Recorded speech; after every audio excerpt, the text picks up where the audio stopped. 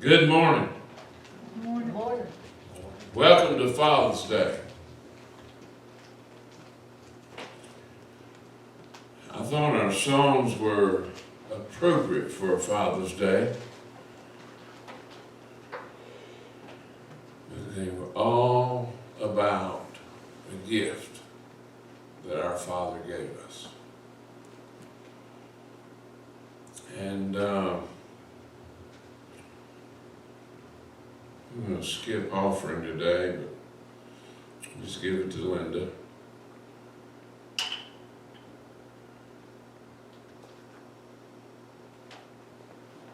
Had a little epiphany this week. We'll get into that on Wednesday. I want everybody to be here Wednesday, because I've got 4 questions that I want to ask each person. And it could decide our future. I don't mean that in any kind of negative way, I don't think that. But with Father's Day approaching, it's a melancholy time for me because I remember my father. My father was not only my father, but he was one of my best friends.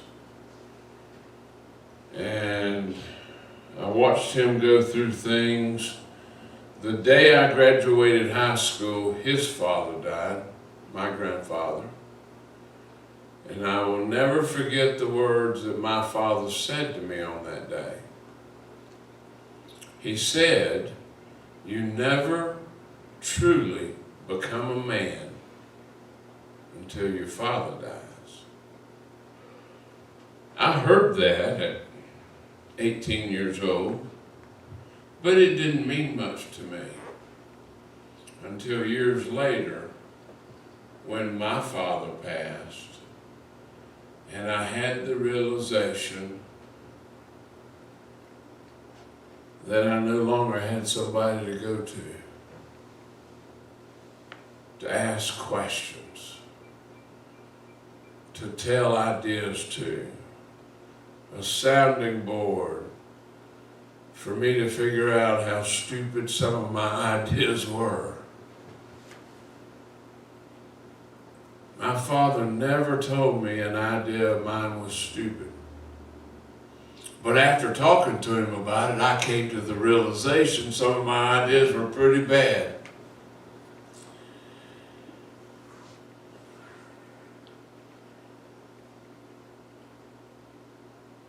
Not everybody grew up with a real good father. A lot of people, Father's Day is just another day to hate the cruel man that they grew up with. Not the case in my family. I know people, not going to mention names, but very close to me.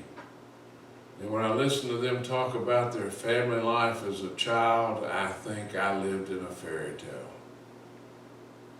What a childhood I had. And I want to read a couple of verses, and then I'm going to get into the message. And this is for fathers everywhere. And it's coming from a totally different perspective than I think you've ever heard it. First verse I'm going to read, and I'm not going to comment on these, I'm just going to read them.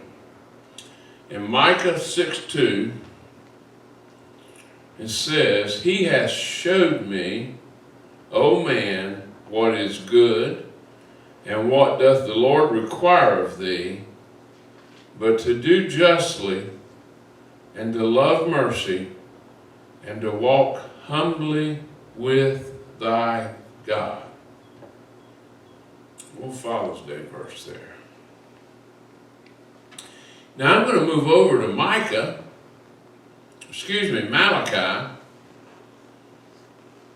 chapter 2, verse 5 and 6. It says, "My covenant was with him of life and peace, and I gave them to him for the fear wherewith He feared me and was afraid before my name. The law of truth was in his mouth, and iniquity was not found in his lip. He walked with me in peace and equity, and did turn many away from iniquity.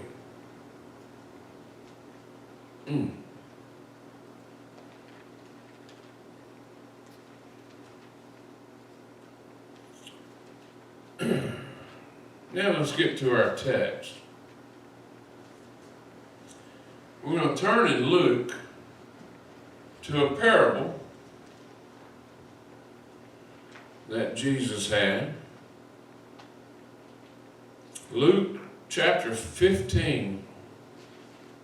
We're going to start in verse 11.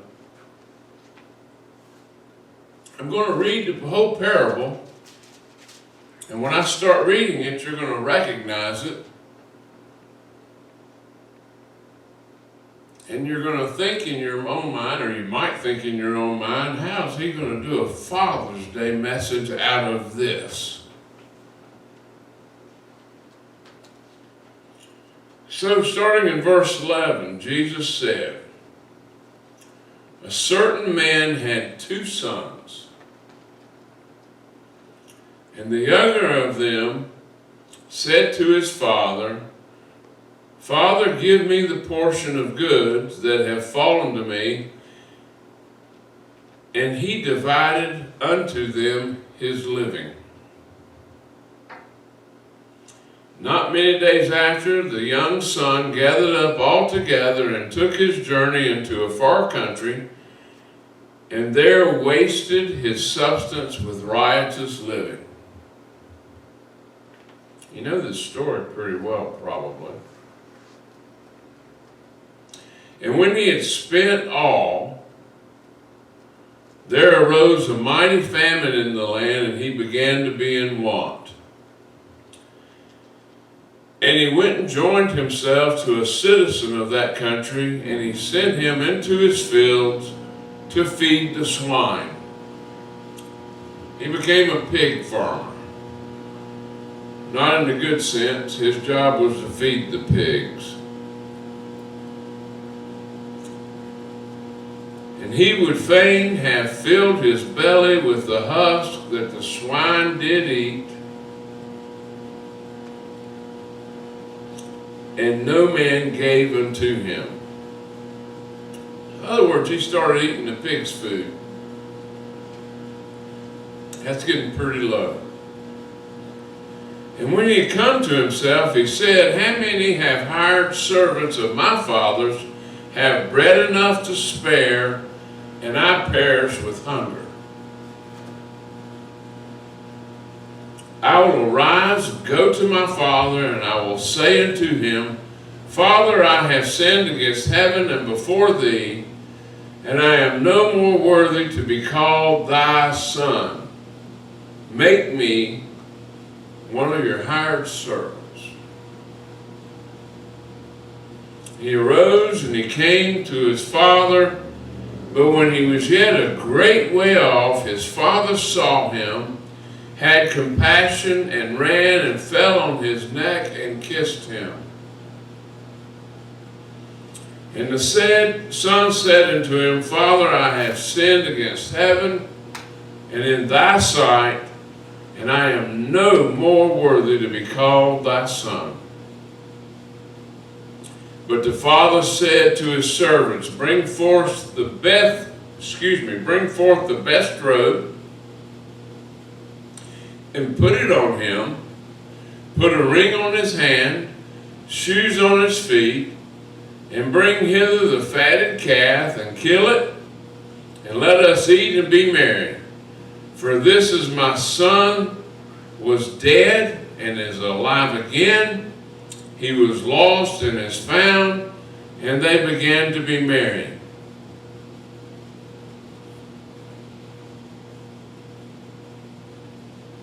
And now his elder son was in the field, and as he came, he drew nigh to the house. He heard music and dancing, And when he called one of the servants, he asked, What do these things mean? And he asked unto him, Thy brother is come. He said unto him, Thy brother is come, and thy father hath killed the fatted calf, and because he hath him safe and sound. And he was angry, and would not go, therefore he wouldn't go in. So therefore came his father out and entreated him. And he answered and said to his father, Lo, these many years I do serve thee, neither transgressed I at any time thy commandment, yet thou hast givest me as a kid, that I might marry with my friends.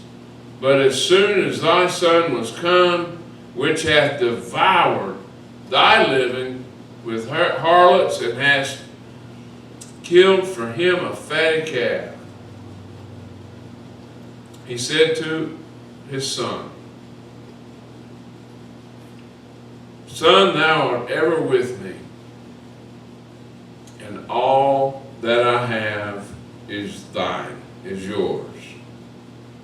And it was meet that we should make merry and be glad, for this thy brother was dead, and is alive again, was lost, and now is found.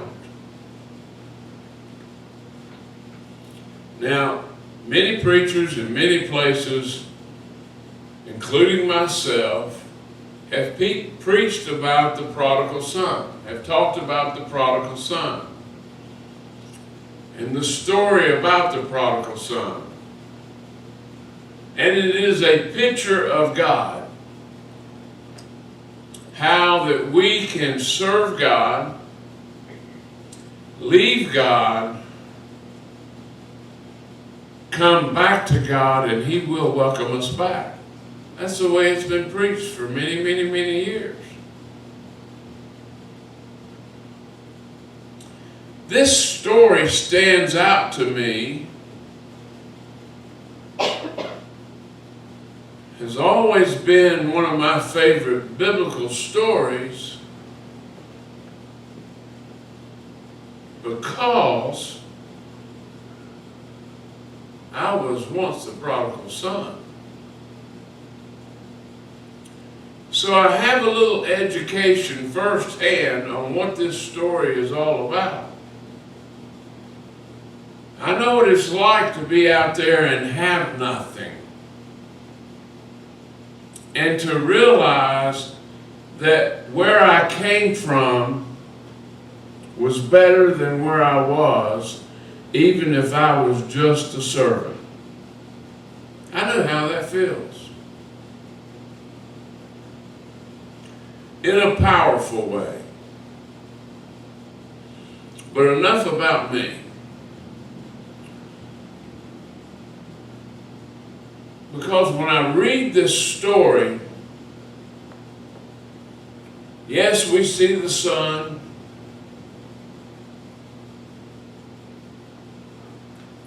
but then we also see the father. Now, there's a couple of things I want to mention to you about sons, children, and fathers. Any child, it doesn't have to be a son. And those are pretty simple. When you're around 4 years old, Daddy can do anything.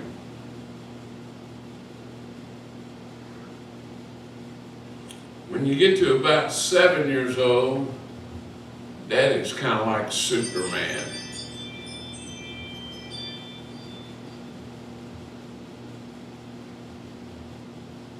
As a child gets a little older,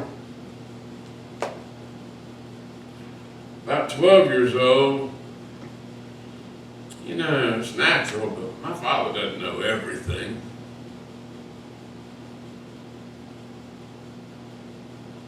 When you get into your late teenage years,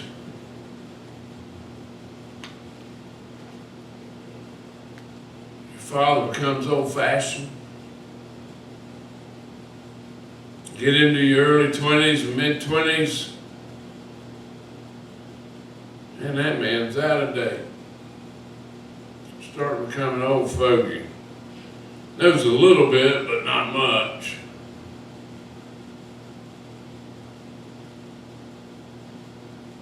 That old man doesn't know anything about anything. Then when you get into your young 30s, yeah, this guy knows a little bit about it.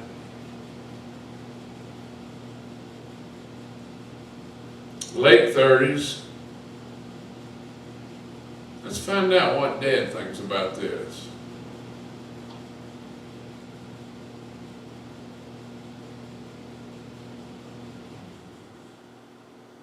When you get into your 40s, let's wait just a little bit, find out what Dad has to say about this.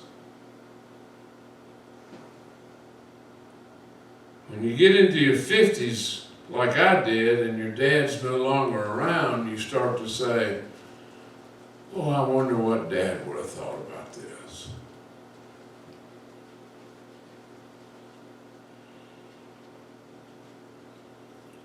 When you reach a little later in your 50s, and you've had a little tragedy happen in your life, you come up with a statement, boy, my dad knew about everything, didn't he?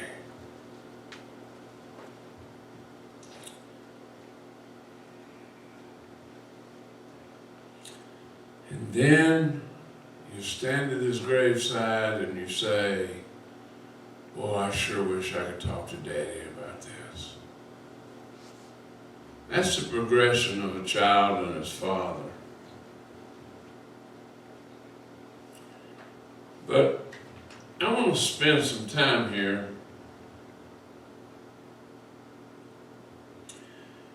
and talk about what a father should do, based on our story here of the prodigal son.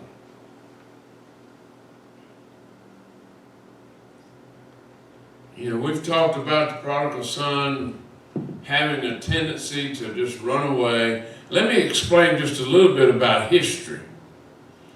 In the Jewish culture,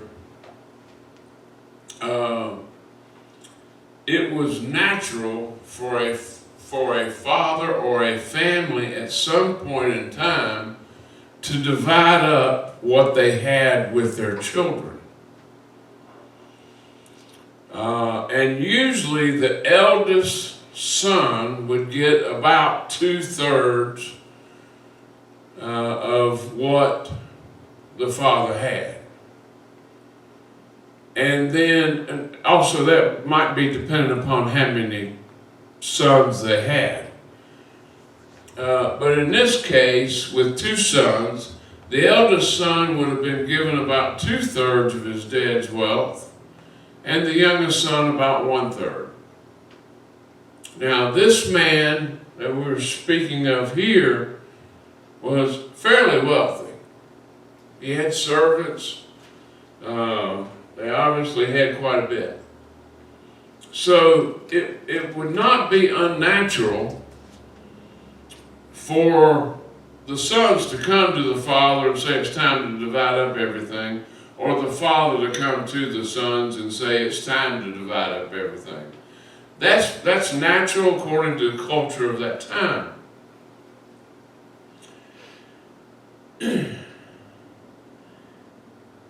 Might be a little unusual for the children to mention it, but it was not unusual for this to be done even long before the father passed. And we know in this story that the young son took his took his inheritance, took it out, squandered it, wasted it, then had no way to make a living. Famine came, things happened, and the son ended up taking a job the only job he could get, and that was feeding the pigs, and he ended up living with them. But let's talk about the Father. Now, we have to go through the story to understand some of this stuff. It's not blatantly laid out, but there's the first thing that I want to mention about this Father. And he is a model father, and the first thing he does is he teaches his children the truth from infancy all the way up. This father did that. We know that because of the reaction that the sons had. Jesus didn't tell this story in a vacuum. He was telling it to the Jews who knew the Old Testament scriptures, men and women who were familiar with the Mosaic law. And they understood the heritage and the parent responsibility exposed to children in the teachings of scriptures.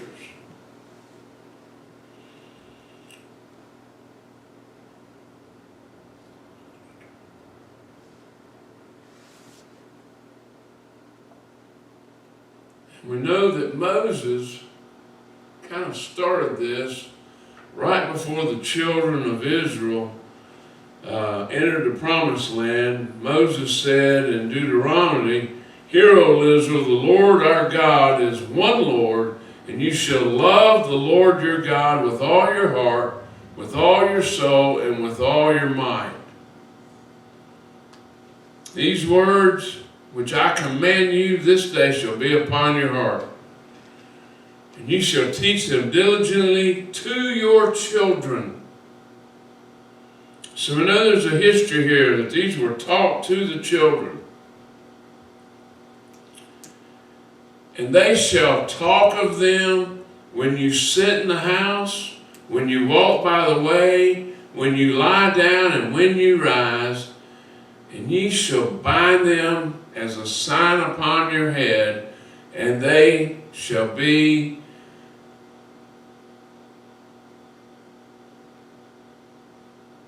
just before your eyes. And you shall write them on the doorpost of your house and on your gate."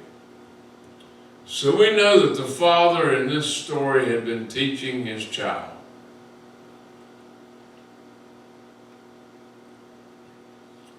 Discipline, very important for children.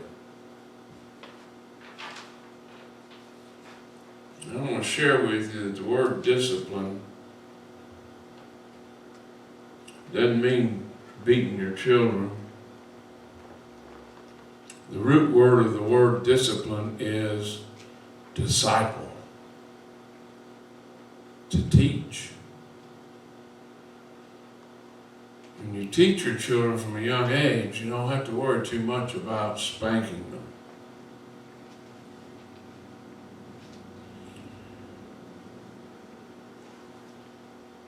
Now, as we grow, we live under Father's authority. We live under the authority of God. So in the first model of the Father is to be a godly father and to teach your children godly ways.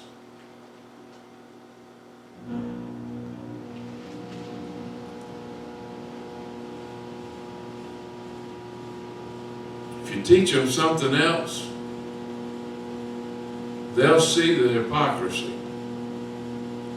If you're not consistent, they will recognize the inconsistencies. They'll rebel against the inconsistencies and use them against you. So if you tell your child, "Don't do that," you can't come back 2 days later and let them do that. You have to be consistent. No means no.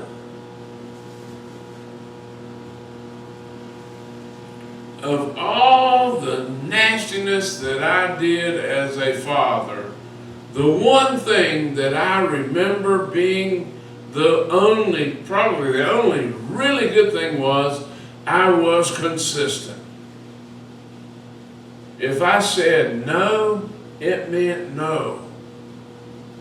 And it never changed. But if I said yes, I'd jump on board with you and we'd go with it.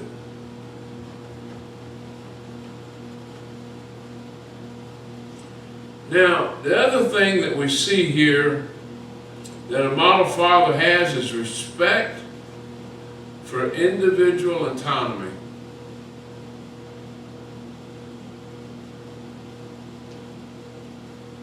This is a hard one, daddies. This is the hard one. What would your reaction be if your children came to you, thumbing his nose at you, demanding that you give him total freedom and his fair share of the finances so that he could go out on his own? That's a tough one. Now, like I said, it wasn't unusual for a father in the Jewish community to divide up what he had with his children.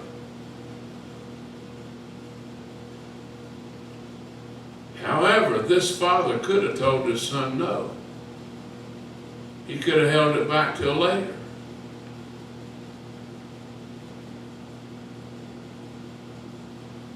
He could have blackmailed him. Say, listen, son, we're doing real well here. If you just hang on, you'll end up with more.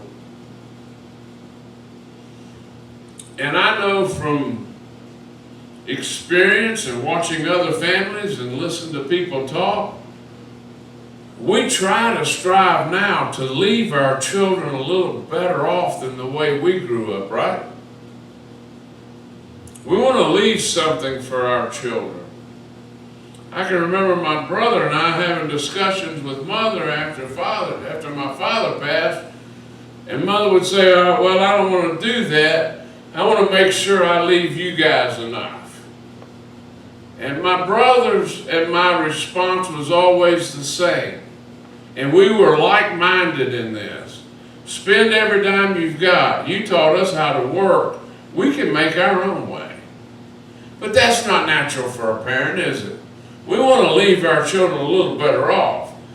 And this father in this story could have blackmailed his son with that. Blackmail may be a little strong, but you understand what I'm talking about. He could have also played the compassion game. You know, if I do this, it's going to break your mother's heart. I might have heard that once. Did you ever hear that? You're going to tear your mother up if you do this. He could have played the comparison game. He could have said, why aren't you like your brother? He always does good things.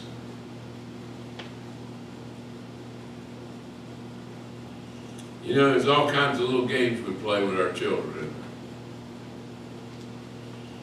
But that's not what happened. This father was prepared to stand by the teachings and the humble modelings that he and his wife had shared from the infancy of these two boys, and was willing to evaluate each one of them for who they were as individuals. He knew their strengths and he knew their weaknesses. And he was prepared to let this young man be an adult. Are you ready to let your kids go?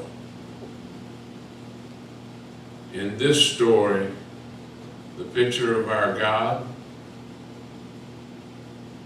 he was willing to let his son go. We know that from everything else we read in the Bible, God gives us free will, doesn't he? We get to choose whether we serve God or not. We get to choose whether we want to live in the house of God or not.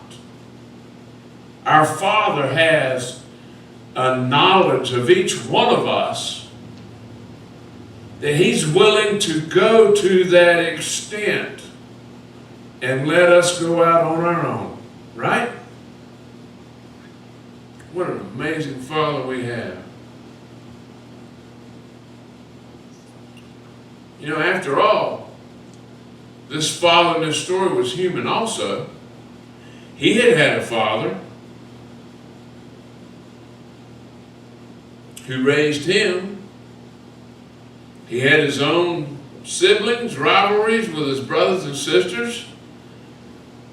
He knew what the feeling of being compared was like. We all do. If you had a brother or a sister, at some point in time you saw a comparison. Even though it wasn't blatantly said out, you saw your brother or your sister do something a little better than you, and you saw the reaction a parent gave, you can't help it. It's just human nature. So he knew what that felt like.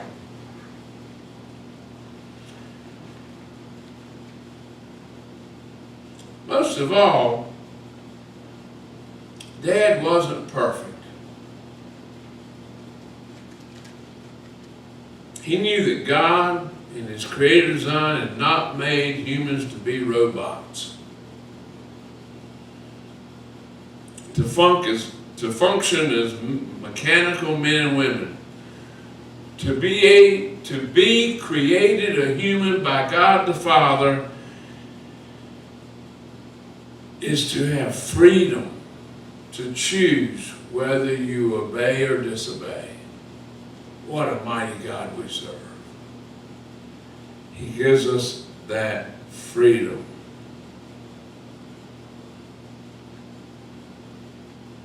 So this father had respect for the individual autonomy of his sons. He gave his son exactly what he wanted, and he said, "Good luck to you."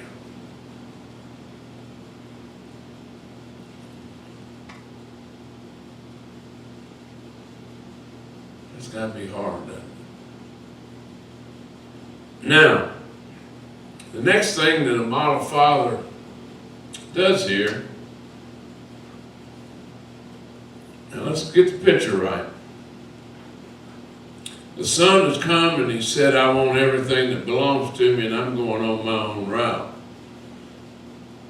And the father was okay with that. And the father's mind is thinking, "I've raised the boy well, time for him to make it on his own, let him have at it." God does that for me and you. But then, what happens? Now you know that the father, through this experience, probably had a little bit of idea what was happening to his own son, wouldn't you think? He probably knew his son wasn't living well. He probably knew his son had squandered away what he had. He probably even knew that his son was living with the pigs. What did his father do? The model father will not stand in the way of the consequences that the child has made. Apparently he had money, he had servants. He could have played a manipulative game. He could have assigned one of his servants to shadow the kid. He could have sent somebody wherever he wanted to check on and rescue his son. Make certain he had no idea where he was, keeping an eye on him, and reporting back as to what was going on, letting him know if things went well or if it went poorly. He could have done this. And there are a lot of fathers alive today that are doing this, especially a lot of the wealthy ones. He could have kept track on all his associations.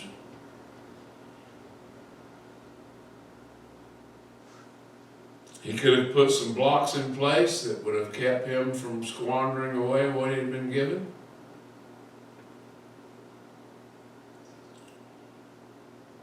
He could have had somebody to murmur around him things like, what would your dad think about this? Being a wealthy man, he could have done a lot of things to get the attention of his son, to keep his son from living with the consequences of the decisions that he made. We're getting to this one's a tough one now. This one is the tough one.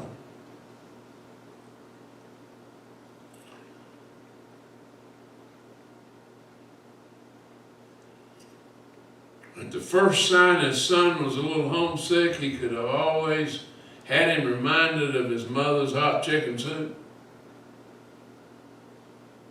And there's a pot full on the stove now, or on the fire in this case probably. He could have had him reminded about many of his father's influences in town.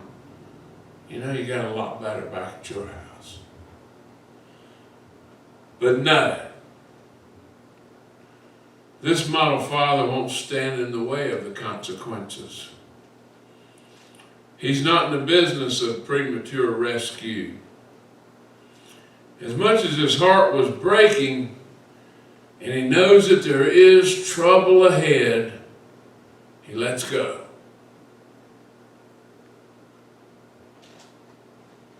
God will do that to us, won't he?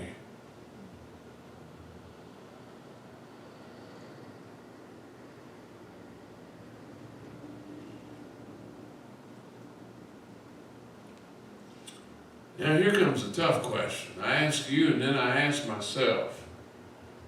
And I know where I've been in this situation, and you know where you have been in this situation. And if you're watching this on the internet and you're a young father, you need to start asking yourself this question now. Is this the kind of father? Is this the kind of mother that we are? Are we willing to faithfully teach and model?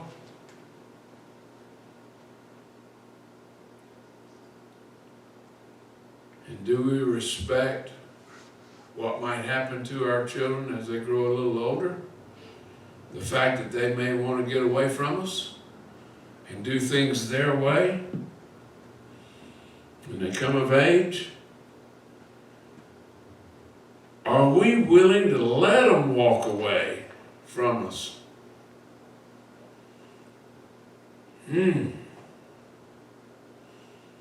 No longer nurtured and controlled by us, but free to live in a tough, hard world, unprotected over Dad's rule, and Dad's arms, and Dad's safety net.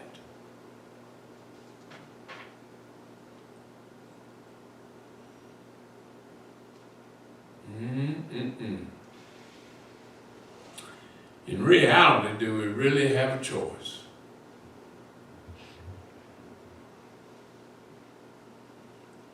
If we don't let them go, they're going to rebel anyway. If we try to keep a rope on them all the time, eventually they're going to snap at that rope. Every time you got your back turned, they're going to do something anyway. Maybe they have that attitude, well, I'll do this just because it will make my father mad.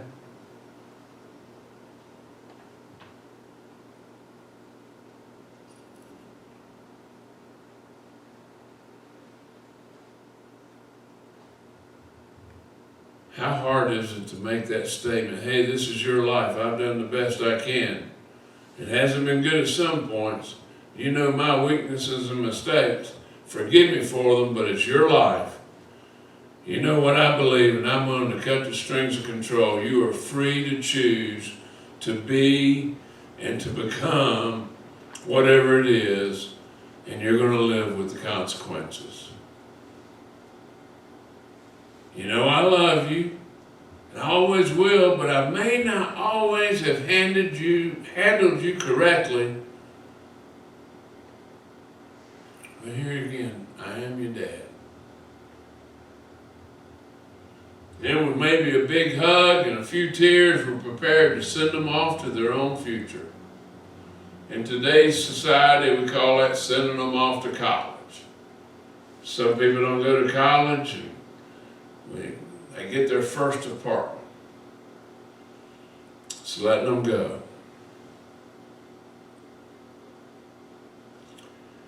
And then come the consequences. Sometimes positive, sometimes negative. And it could be a little in between. I guess the point here is, are you going to fix their mistakes as they go? Or are you going to let them live with their consequences? That's the big question.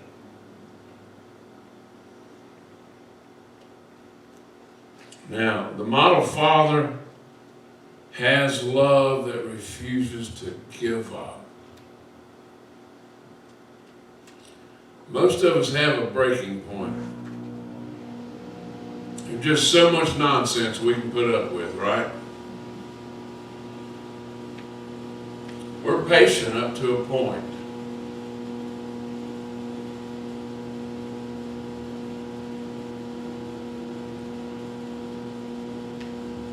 We're willing to be tolerant up to a point.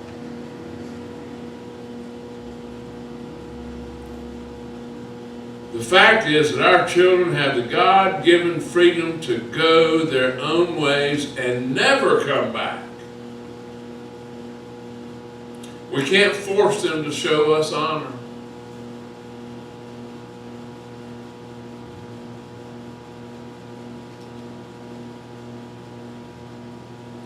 At the same time, God pity the son or daughter that their parents have just given up on them. That happens a lot, doesn't it? You know, he just does all that. He's on his own. Forget him.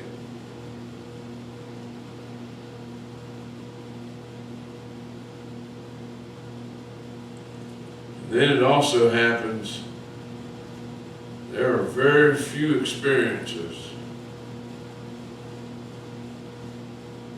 that are more devastating than a parent that disowns their children. But it happens, doesn't it? Don't be one of those people. We are called to faithfulness, the same faithfulness that is modeled by our Father in this story. Just imagine how the plot would change if the father took his attitude, okay, this is the way my son wants to have it, I'll go along with it, I think it's dumb, he's made terrible mistakes, he's entitled to it, but that's it. He better never come back here again, I'm done with that ungrateful kid. You ever heard that? I've heard it before. I've heard parents say that. Something to that effect.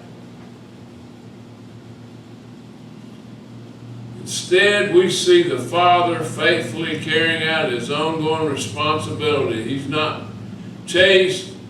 He's not worried about the prodigal. But he is daily aware of his heart that is breaking. He's still thinking.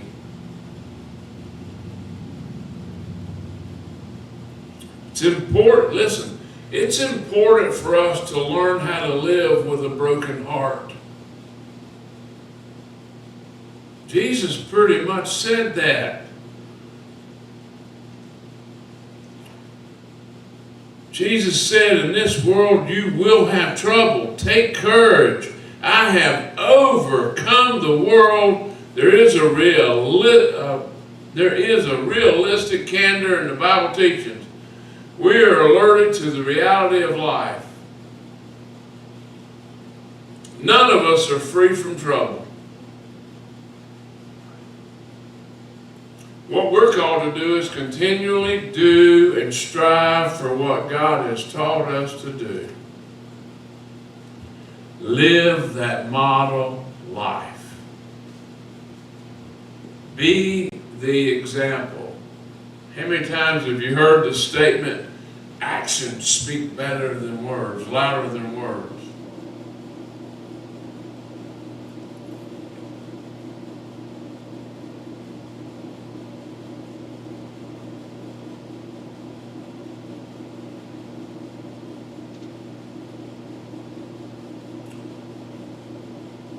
Somehow I'm never able to rid myself of the picture of this father who, as he worked in his field, was constantly scanning the horizon, constantly looking out from wherever he was.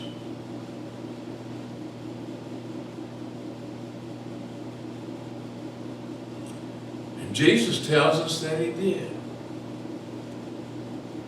In verse 20 he says, "But while he was yet at a distance, his father saw him coming, had compassion on him, ran up and embraced him and kissed him." Dad never gave up. Son's out here squandering everything around, living the righteous life. In our world, we might go as far as to say he was out here doing drugs, hanging around with the wrong people.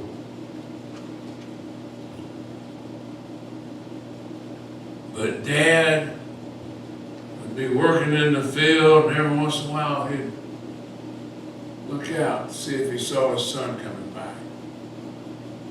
Two things to that. Number one, Dad knew that he had already taught his son the right way.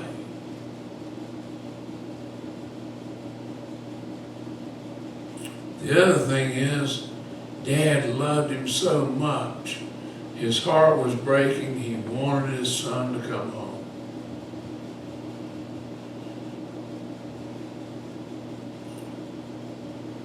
That's love that refuses to give up.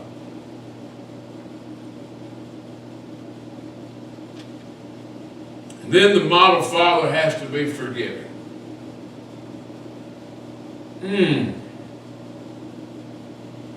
I remember a day when a young man who had lived the life of this prodigal son made a phone call from Ohio that simply said, "If I come home, can I have a place to sleep until I find a job?"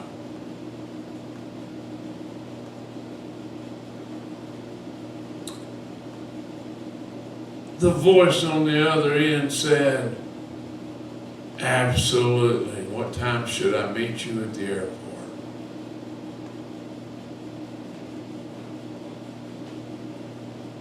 And that young man got on the airplane, and the airplane was rerouted to Tampa, Florida, where the young man knew some of the folks he had been riotous with, and he stayed there for 2 days, partying with his buddies. And then finally, he made it back to his destination.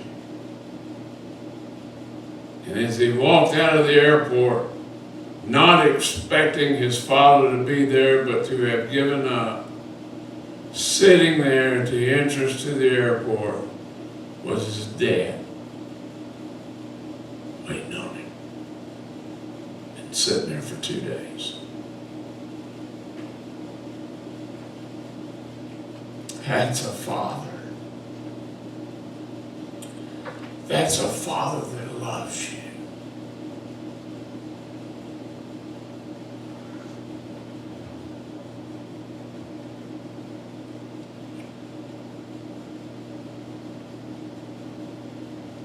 That's who Jesus is.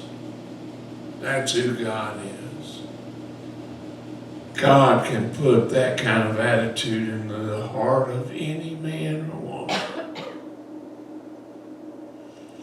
And what a feeling it is when you feel the love that comes out of that kind of greeting.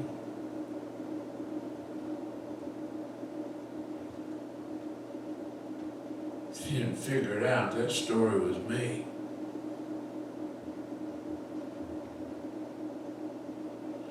It's the reason this passage means so much to me.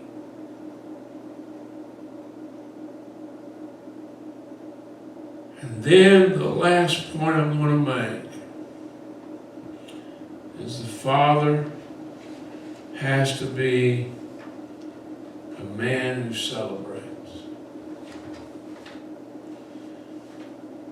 When the son came to his senses and came home,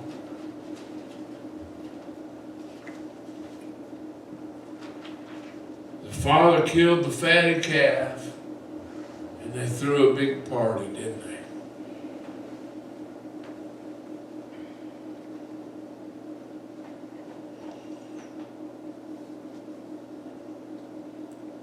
In the case of that other boy that I was talking about,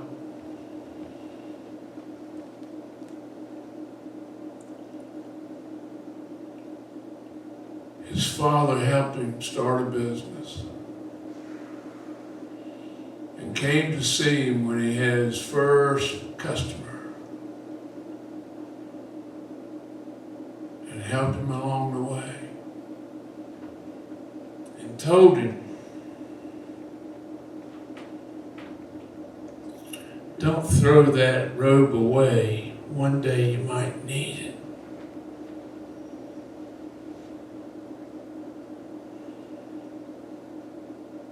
And guess what? I have just ordered a baptismal pool for this church. And as soon as I can get it here, I don't have the robe anymore. But I'm going to do what that father on his dying bed said I would do again.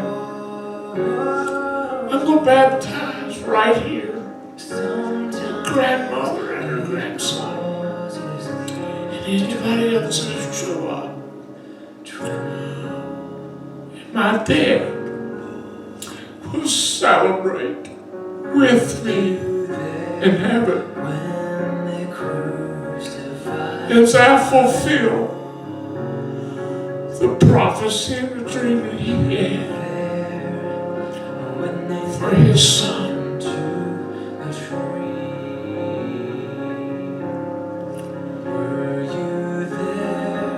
If you're watching this on the internet, it's never too late. If you're the son, call your father. He's waiting to hear from you.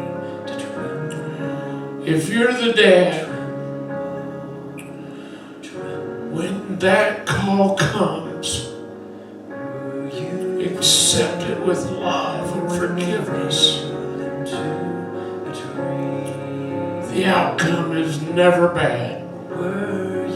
It's always good.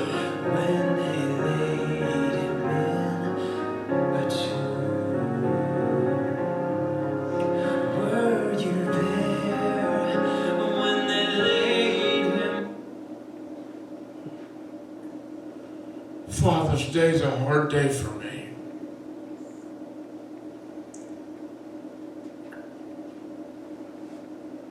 I wasn't a good son. I don't know what's happening here.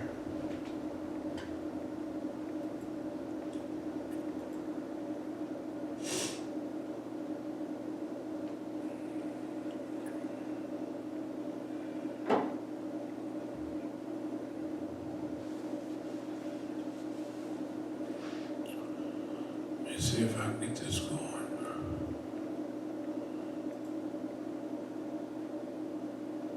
That's what I thought.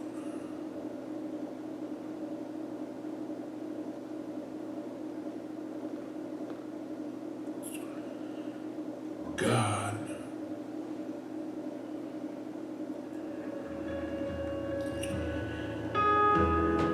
God wants us to have good relationships with our children. God wants us to have good relationships with our parents. There's some of us in this room, a lot of us in this room, we don't have any parents left. But we're living today based on what our parents taught us, right?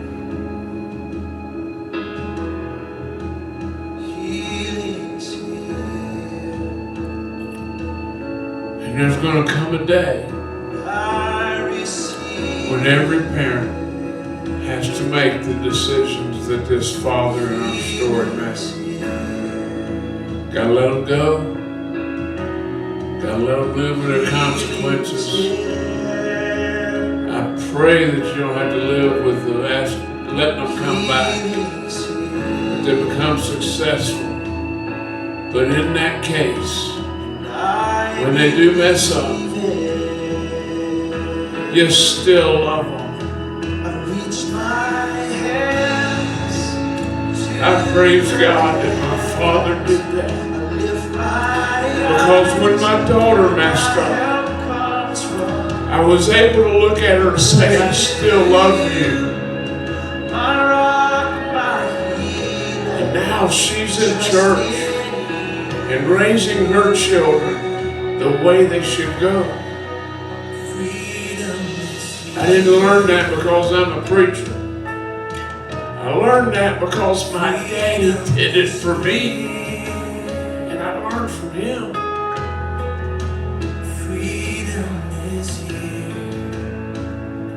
This song says it all. If you're watching this on the internet, get on your knees. If you're missing a child, pray for them. If you're missing a parent, pray for them. Because God will, in every family that accepts Him, offer this freedom and the healing that comes with this song.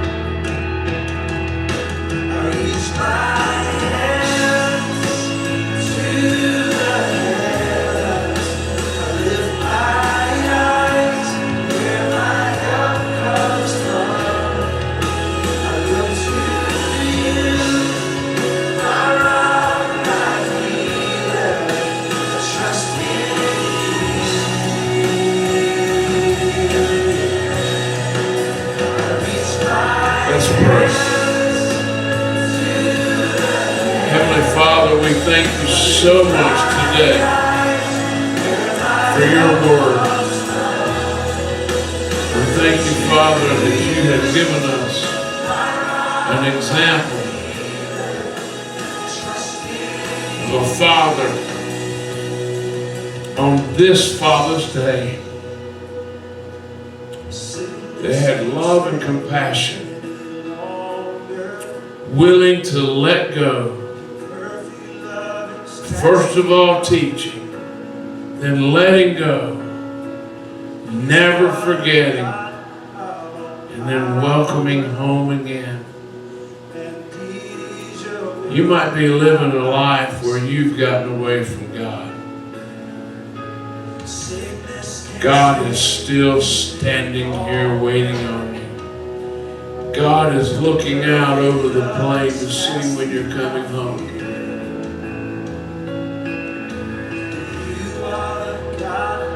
And we just thank you, Father, that you'll wrap your arms around us. You'll put new clothes on us. You'll kill the fatted calf and celebrate that we have come home. The angels in heaven will sing because one that was lost is now found. We thank you, Jesus, for your love, your grace, your wisdom, your mercy. Keep us amidst it. And we can never, ever leave you. Not ever again. Thank you, Jesus, for your love, grace, and mercy. Amen.